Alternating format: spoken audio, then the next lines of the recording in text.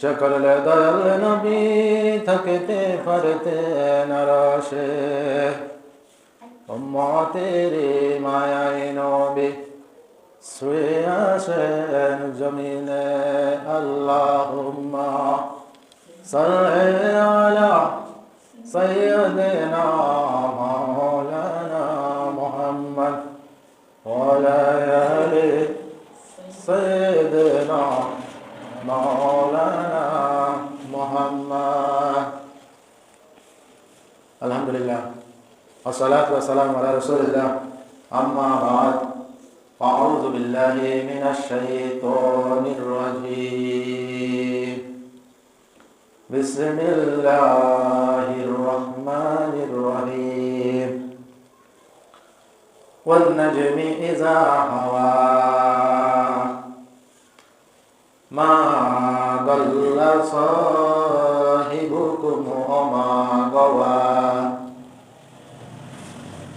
وما ينطق عن الهوى إن هو إلا وحي يوحى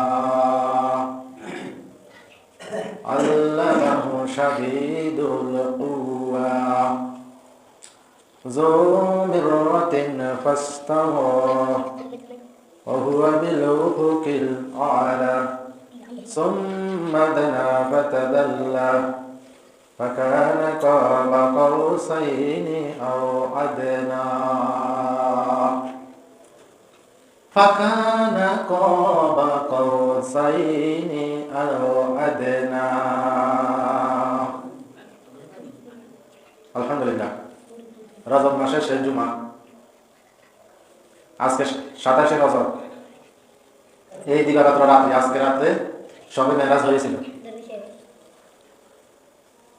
মক্কাতুল মুকাররমা থেকে মসজিদুল আকসা ভ্রমণ করেছেন। সেখানে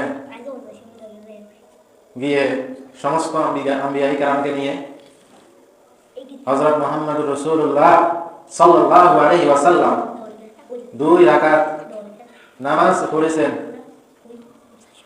সমস্ত আম্বিয়া কিরাম মুসল্লি হয়েছেন। হযরত মুহাম্মদ সাল্লাল্লাহু আলাইহি ওয়াসাল্লাম ইমামতি করেছেন। ইমামতি শেষে সব নবীদের সাথে সাক্ষাৎ করে বোরাকে চড়ে দ্রুত বেগে আসমানে গেলেন। প্রথম আসমানে দরজায় আঘাত করলেন। আসমান থেকে আওয়াজ আসলো, কে? জিবরাইল ফেরেশতা বললেন, আমি জিবরিল। জিবরাইল ফেরেশতা বলল, আপনি, আপনার সাথে কে? বলল, আল্লাহর নবী হযরত মুহাম্মদুর রাসূলুল্লাহ। বলল, আল্লাহ নিয়ে এসেছেন। ফেরেশতারা দরজা খুলে দিলেন। প্রথম আসমানে উঠে নবীজি দেখলেন একজন বৃদ্ধ মানুষ। ডান দিকে তাকাইয়া হাসেন, বাম দিকে তাকাইয়া কাঁদেন। বলেন, জিবরাইল, উনি কে? এরকম করে কেন? ডান দিকে তাকাইয়া হাসেন। বললেন, ইনি হচ্ছেন আদি পিতা। ফিতরার মতো তিনার সামনে সমস্ত রূহকে আল্লাহ তাআলা রেখেছেন।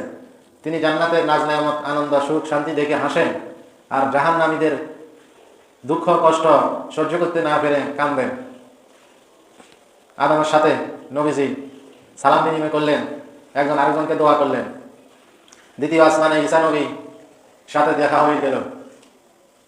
প্রথম আসমানের ন্যায় একইভাবে এভাবে 7 আসমান পেরিয়ে, সিদরাতুল মুনতাহা পেরিয়ে, যেখানে দুনিয়া এবং দুনিয়ার সীমানা, দুনিয়ার দিক থেকে এবং উপরের দিক থেকে মধ্যবর্তী স্থান, সমাপ্তির জায়গা গেলেন। সেখান থেকে অসংখ্য নেয়ামত আল্লাহ তাআলা তাকে দেখাইলেন এবং জান্নাত জাহান্নাম দেখাইলেন। জান্নাতের নাজ নেয়ামত দেখাইলেন, জাহান্নামের শাস্তি কি হবে সব দেখাইলেন। তিনি দুনিয়াতে এসে এগুলা আবার প্রচার করলেন যে তোমরা যদি আল্লাহর শরীয়ত মেনে চলো রাষ্ট্রীয় জীবনে, সামাজিক জীবনে, পারিবারিক জীবনে, তাহলে তোমাদেরকে আল্লাহ তাআলা এই নাজ নেয়ামত দান করবেন এবং তোমাদেরকে জাহান্নাম থেকে বাঁচিয়ে জান্নাতে প্রবেশ করাবেন। আবার জাহান্নামের শাস্তি কি, কোন অপরাধের শাস্তি কি হবে, কোন অপরাধের শাস্তি কি হবে,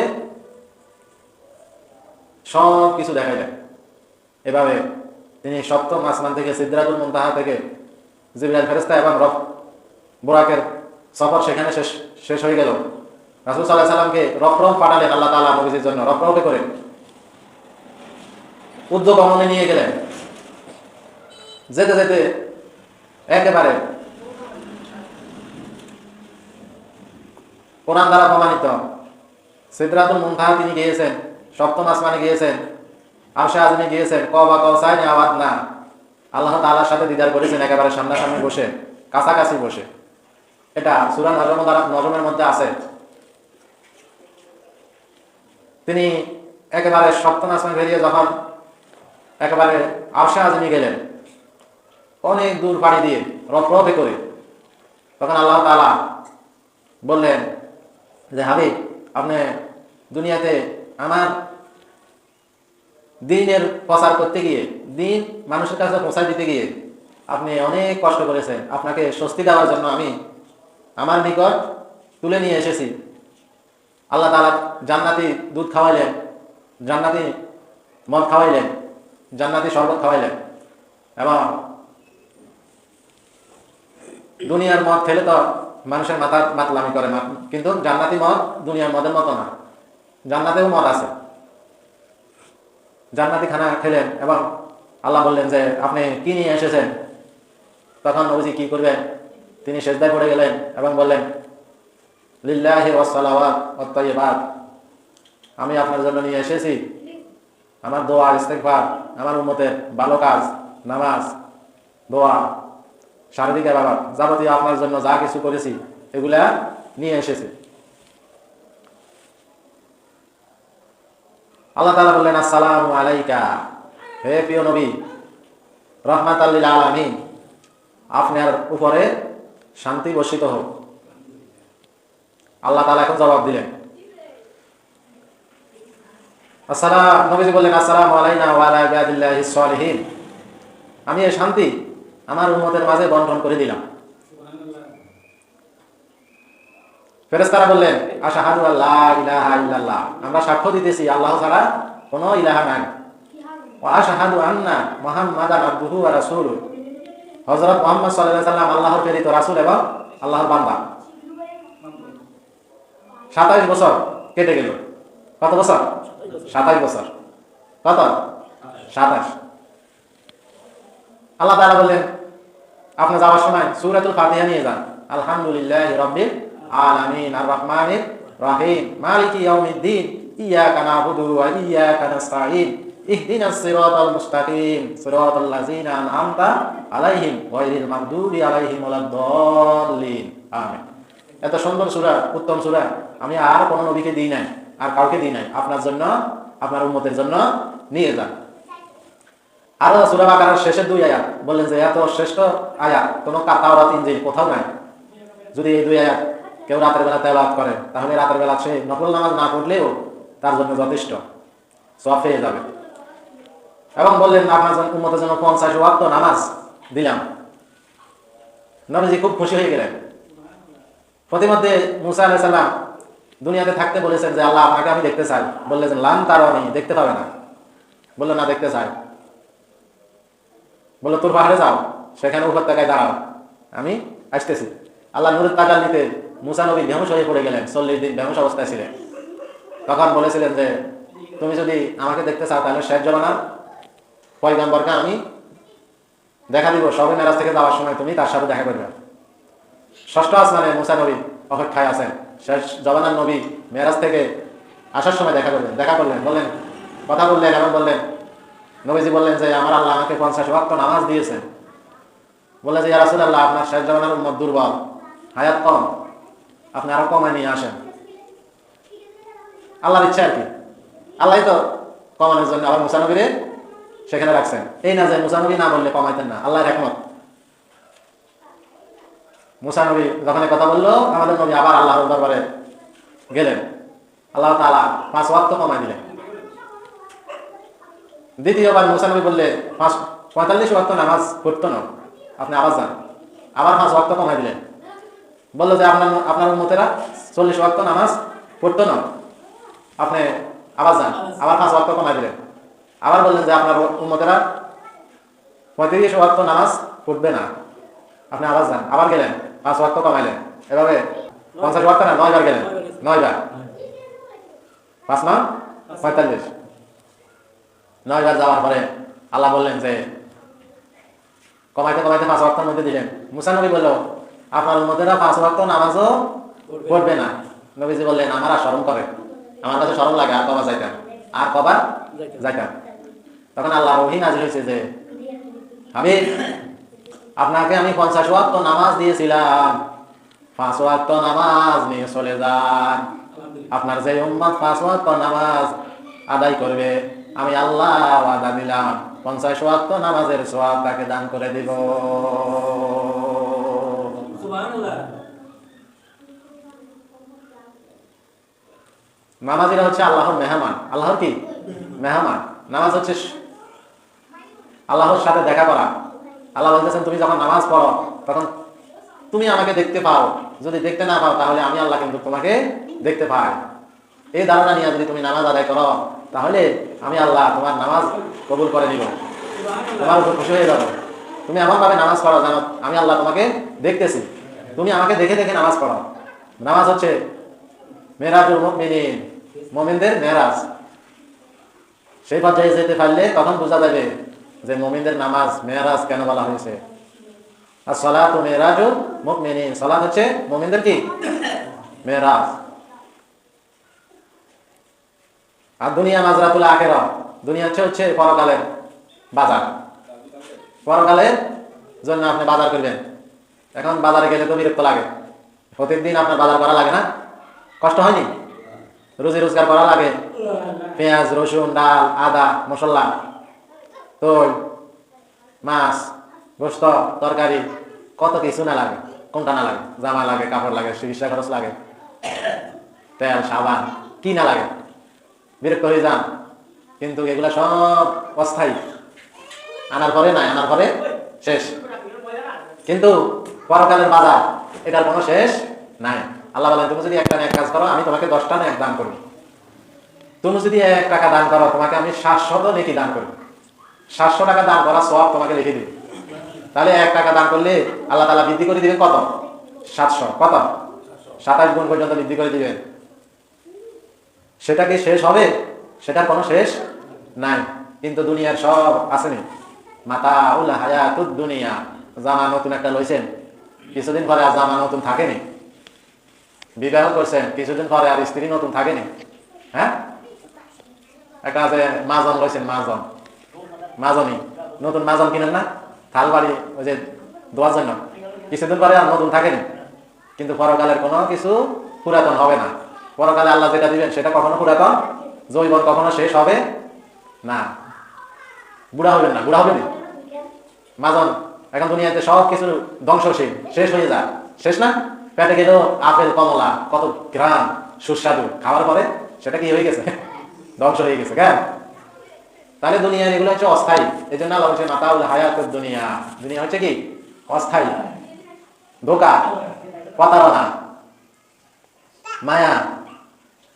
এই দুনিয়ার পিছে পড়ে যারা পরকালকে ভুলে গেছে, পরকালের বাজার করে নাই, তারা সেই দিন আফসোস করবে যে কেন দান শ্রদ্ধা করলাম না, কেন শরীয়ত মোতাবেক চললাম না, শরীয়তের আইন কেন চাইলাম না, শরীয়তের শাসন কেন চাইলাম না। মুসলমান অথচ শরীয়ত মানে না, মনের মধ্যে শরীয়ত লালন করে না, ইসলাম লালন করে না, দিনকে লালন পালন করে না, সে ফাঁকি ঝুঁকি দিয়ে চলে। তাহলে আল্লাহ মনে হয় আমাদেরকে দেখে না। কেন? তাদের ধারণা হচ্ছে আল্লাহ আমাদেরকে দেখেন না, আমরা কোন রকম আল্লাহকে ফাঁকি দিই। আল্লাহ বলেন ইউখাদিউনাল্লাহা ওয়াল্লাযীনা আমানু, তারা আমাকে ধোঁকা দেয়, মুমিনদেরকে ধোঁকা দেয়, কিন্তু তারা নিজেরাই ধোঁকা খায়। তাহলে ধোঁকা দেয়, সে মনে করে যে আমি ধোঁকা দিতেছি, কিন্তু আল্লাহ বলতেছে সে কি করতেছে? ধোঁকা খাইতেছে। ধোঁকা কি? সে মনে করতেছে আমি জিতে গেছি, আল্লাহ বলতেছে না, সে ঠকে যাইতেছে। কারণ তার মনের চাহিদা, নফসের চাহিদা মোতাবেক চলে। নফসের সবসময় যেটা সার সেটা কিন্তু সঠিক না। কারণ হচ্ছে নফসের চাহিদা, এটাকে বানানো হয়েছে এইভাবে, মাটি দিয়ে মানুষকে বানায়। নফস এই দেহের চাহিদা, মনের দাবি, সারাদিন খেতে মনে চায়, কিন্তু সারাদিন খেলে কি স্বাস্থ্য ভালো থাকে? ভালো থাকে না। কিন্তু সারাদিন তো খেতে মনে চায়, এটা হচ্ছে নফসের চাহিদা, ঠিক না? মনের চাহিদা। সারাক্ষণ খাইতে থাকেন, তখন কি আপনি সুস্থ থাকবেন? মনে চাইছে শুধু খাইছেন, তখন একটা সময় সে আর খেতে পারে না, কারণ সেই নফসের তাড়নায় বেশি খেয়ে ফেলেছে, এখন সে অসুস্থ হয়ে পড়েছে, ঠিক না? তো নফসের অনুসরণ করলে সে ধ্বংস হবে। মানুষের 10 টাকা দান করে, কিছু পাওয়ার আশাই তো দান করে নাকি? যে এটা আল্লাহ রাস্তায় দিছি, আমি দুনিয়ায় তো পাবো, পরে কালেও দুনিয়াতে আল্লাহ রিজিক বাড়াই দিব, পথের অ্যাক্সিডেন্ট অসুখ বিসুখ থেকে আল্লাহ মুক্তি দান করবো, পরকালে আল্লাহ নাজাত দিব, আগুন থেকে বাঁচাইব, শাস্তি থেকে বাঁচাইব, জান্নাত দিব, এই ধরনের আশাই তো দান করে নাকি? তো যেই জায়গায় দান সরকার করে সেই জায়গাটাও তো সেরকম স্বচ্ছ রাখা দরকার আমাদের, যাতে করে মানুষ নিঃস্বার্থভাবে স্বচ্ছভাবে মন মন থেকে দান সরকার করতে পারে। সেই পরিবেশ নিয়ম কানুন যেন আমরা ধরে রাখতে পারি, সেটা রাষ্ট্রে হোক, সমাজে হোক, মসজিদে হোক, পরিবারে হোক, সব জায়গায় সততা ইনসাফ ধরে রাখা। আল্লাহ এক একজনকে এক একভাবে সামর্থ্য দান করছেন, কারোর আর্থিক সামর্থ্য দিয়েছেন, কারোর শারীরিক সামর্থ্য দিয়েছেন, কারোর আবার অসুস্থ রাখছেন, কেউ আবার পঙ্গু। এগুলো সব আল্লাহ তাআলার পরীক্ষা। আল্লাহ বলেন আহাসিবান নাস ওয়া ইয়াকুলু আমান্না ওয়া হুম লা ইফতানুন, তোমরা মনে করছো তোমাদেরকে পরীক্ষা না নিয়ে আমি ছেড়ে দিব? না, তোমাদেরকে আমি পরীক্ষা নিব। প্রতিটা মিনিটে সেকেন্ডে পরীক্ষা চলতে আছে। হাবিব আল্লাহ তাআলার অনুমতি ছাড়া একবার এভাবে লাভ দিছে, দ্বিতীয়বার আল্লাহকে জিজ্ঞাসা করে, আল্লাহ দিতাম নেই, সার্ভিস দিতাম নেই। আল্লাহ বলে সার্ভিস দাও, তখন সার্ভিস দেয়। আবার বলে আল্লাহ সার্ভিস দিতাম নেই, তখন বলে যে দাও, তখন আবার লাভ দেয়। আবার বলে আল্লাহ সার্ভিস দিতাম নেই, বলে সার্ভিস দাও, তখন আবার লাভ দেয়। এইভাবে কত কোটি বার এটা লাভ দিছে না আমরা পৃথিবীতে জীবিত অবস্থায় ছিলাম। যেদিন বলবে আর লাভ দিও না, সেদিন লাভ দেওয়া শেষ, আমার জীবন জৈবন সব শেষ। তা আল্লাহর অনুমতি ছাড়া শরীরের একটা অংশ তো চলে না। দাড়িগুলো কালো থেকে সাদা হয়ে গেছে, ধরে রাখতে পারছে নি। চুল কালো থেকে সাদা হয়ে গেছে, ধরে রাখতে পারছে নি। জৈবন ধরে রাখতে পারছে নি। হ্যাঁ, তাহলে শরীরও তো নিজের কথা শুনে না। তাহলে কিভাবে বুঝলাম যে আমি মন দেখে যেটা চাই সেটাই সঠিক? আমাদের নিজের হাতে কোনো ক্ষমতা আছে না। তাহলে সব ক্ষমতার মালিক কে? আল্লাহ। আল্লাহ দিনকে রাত করেন, রাতকে কি করেন? দিন করেন। এভাবে আল্লাহ তাআলা ঘুরাইয়া ফিরাইয়া রাত এবং দিনের পরিবর্তন ঘটান। এভাবে একটা নির্দিষ্ট সময় আমাদেরকে দিয়েছেন পরীক্ষা করার জন্য, যে কারা কারা নিঃশর্তে এক আল্লাহ হিসাবে আমাকে মেনে নেয়। আল্লাহ বলছেন, তোমরা যদি আমাকে দুটা জিনিস দাও, আমি তোমাদের একটা জিনিস দাও, আমি তোমাদেরকে দুটা জিনিস দিব। শুনবেন নি? কি কি? আল্লাহ বলেন, তোমরা যদি আমাকে একটা জিনিস দাও, আমি তোমাদেরকে দুটা জিনিস দিব। কয়টা জিনিস? সেই একটা কি? সেটা হচ্ছে তোমরা রাসূলের অনুসরণ করবে। অনেকে বলে আমরা রাসূলকে ভালোবাসি, মহব্বত করি, কিন্তু আল্লাহ বলছে যে তুমি যদি একটা জিনিস আমাদের দাও, আমি তোমাদেরকে দিব দুইটা জিনিস। কয়টা জিনিস? সে একটা জিনিস কি? একটা হচ্ছে রাসূলকে অনুসরণ করবেন, তখন আল্লাহ তাআলা আপনার সমস্ত গুনাহ মাফ করে দিব, মোচন করে দিব, এবং আপনাকে ভালোবাসবে। এটা কোরআনে সূরা আল ইমরানের মধ্যে, কুল ইন কুনতুম তুহিব্বুনাল্লাহ ফাত্তাবিউনি ইউহিব্বুকুমুল্লাহ ওয়া ইয়াগফির লাকুম যুনুবাকুম।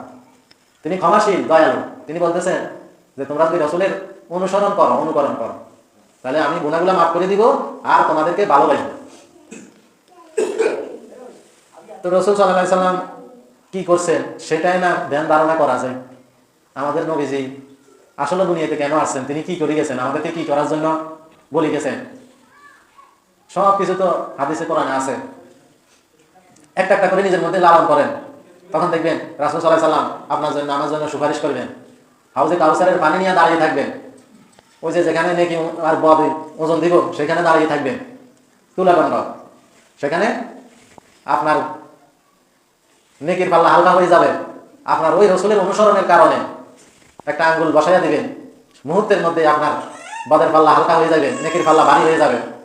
আপনি পাস করবেন, ডান হাতে আপনাকে আমল দিয়া দিবে, পুল সিরাতের উপর পার করানোর জন্য সেখান দিয়ে দৌড়ান দিবেন। দুই দিক থেকে, সামনে পিছন থেকে নূর আর নূর আপনি দেখতে পাইবেন, দৌড়াইয়া বিজলির মতো পার হয়ে যাবেন। পুল সিরাত পার হয়ে গেলে জান্নাত, আর পার হইতে না পারলে জাহান্নাম। যদি নিচে পড়ে যায় তাহলে সে জাহান্নামে যাবে।